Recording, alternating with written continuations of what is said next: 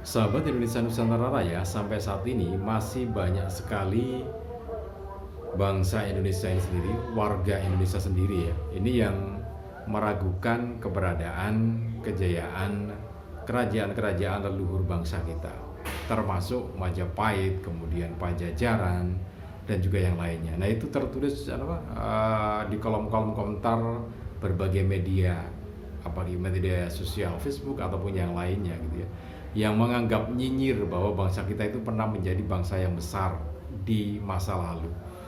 Nah, mestinya kan sekarang kita harus lebih baik lagi mempelajari kejayaan bangsa kita dulu, kenapa mereka atau leluhur kita itu bisa mencapai kejayaannya di masa-masa mereka. Kemudian kenapa kemudian sekarang jadi turun kan semacam itu ya. Nah, tapi begini, jadi sebagai bukti bahwa memang bangsa kita ini pernah menjadi bangsa yang besar dan harus diwarisi dan menjadi Indonesia emas di masa yang akan datang, maka kita akan lihat bukti-bukti situs-situs artefak peninggalan kerajaan Majapahit ya, yang ada di Trowulan, Kabupaten Mojokerto.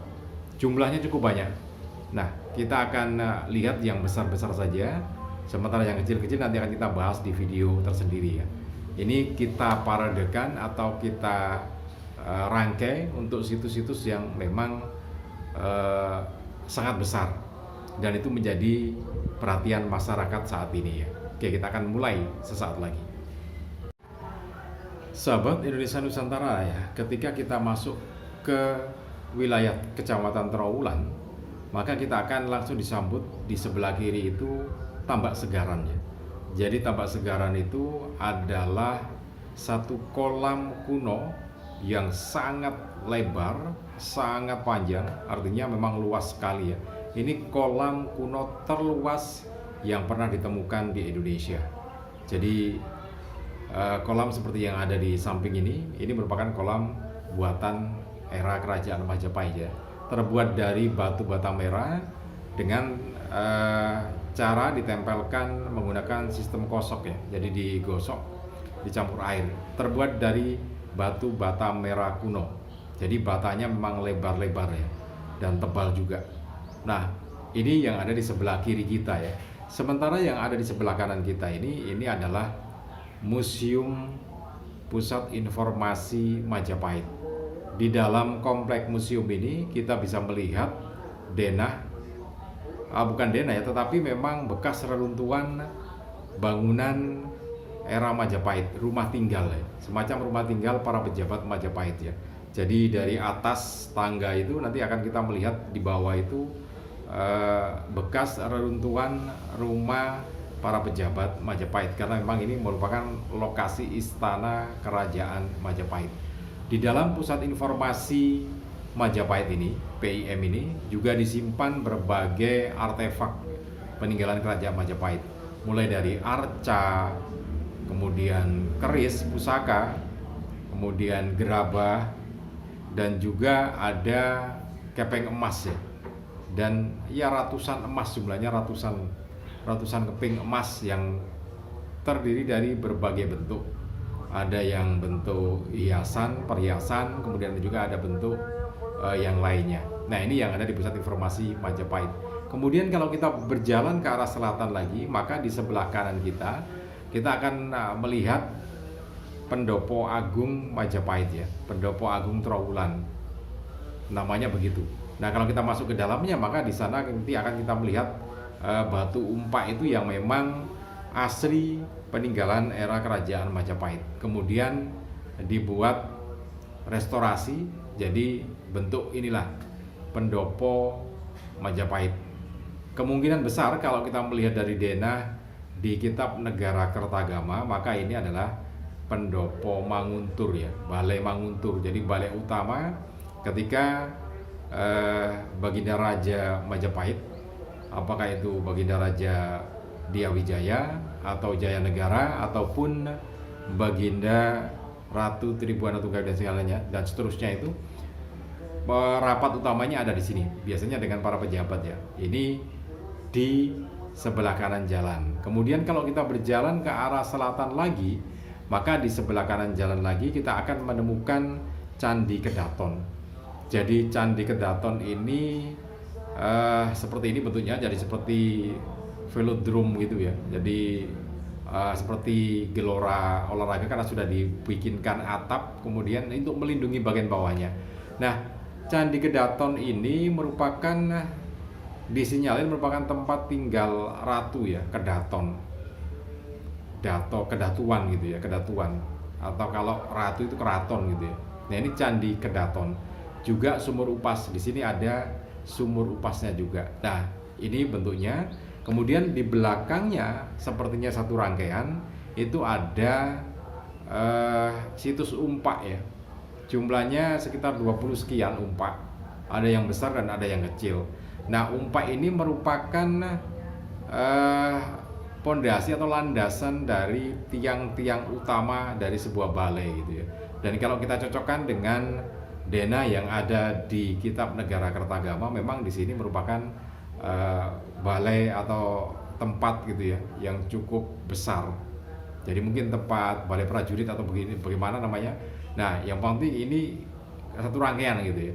Nah, Candi Kedaton sendiri yang ada di depan, kemudian di belakangnya adalah situs Watu Umpak itu merupakan peninggalan kerajaan Majapahit. Dan yang menarik adalah Candi Kedaton sendiri itu ternyata setelah diteliti para arkeolog, ternyata bebatuan yang menyusun Candi Kedaton ini tidak hanya di era Majapahit saja, tapi juga berusia di era sebelumnya. Artinya sebelum tempat ini ditempati sebagai pusat istana kerajaan Majapahit, di sini juga pernah berdiri sebuah bangunan gitu ya, atau sebuah peradaban. Jadi ada 3 peradaban dengan usia yang berbeda yang ada di Candi Kedaton ini ya. Oke, kemudian ada situs makam Troloyo, yaitu makam para pejabat Majapahit yang beragama Islam ya, makam Muslim di era Majapahit. Oke, itu yang ada di sepanjang jalan ke arah selatan. Nah, sekarang kalau dari Tambak Segaran tadi kita berjalan ke kiri, maka kita akan menemukan situs Candi Minak Jinggo. Jadi yang menarik di situs Candi Minak Jinggo ini, bebatuan yang menyusun candi ini adalah batu andesit ya, batu kali itu ya, batu hitam itu. Bukan batu bata merah seperti pada umumnya. Jadi ini candi yang memang menarik karena di era Majapahit biasanya menggunakan batu bata merah, justru ini menggunakan batu andesit ya, bentuknya semacam ini. Dan banyak relief juga ditemukan di Candi Minak Jinggo ini. Kemudian kalau kita berjalan ke timur lagi di sebelah kiri, maka kita akan menemukan Gapura Bajang Ratu. Jadi ini bukan candi ya, tetapi sebuah gapura dari pintu masuk sebuah tempat suci. Namanya Gapura Gapura Bajang Ratu. Cuman masyarakat sedang atau sudah terlanjur menyebutnya sebagai Candi Bajang Ratu, padahal ini merupakan gapura. Jadi ini merupakan tempat suci yang luas. Kemudian gapura ini adalah satu di antara 3 gapura. Kalau itu berdasarkan denah tempat suci di era Majapahit ya. Jadi ada seperti berundak gitu, semakin ke atas semakin suci kan begitu ya. Undakan pertama, kemudian kedua dan ketiga. Nah, ini merupakan satu di antara 3 gapura, tapi yang 2 belum diketemukan, masih diekskavasi. Oke, ke timur lagi kita akan menemukan Candi Tikus.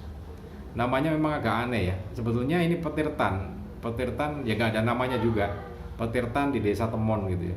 Tapi karena dulu ketika pertama kali ditemukan, candi ini ternyata dipakai sarang tikus ya. Jadi Bapak Bupati Mojokerto waktu itu di era Belanda itu mendapat informasi dari masyarakat bahwa hasil pertanian banyak diserang tikus. Nah, setelah dicari sarang tikusnya, dikejar-kejar, ternyata masuk ke sini. Nah, ini belum kelihatan candi tapi tanah gundukan gitu ya. Nah, setelah dibongkar loh, kok ternyata ini ada Petirtan Temon. Tapi kemudian dinamakan Candi Tikus karena ini merupakan atau dijadikan sarang tikus ya.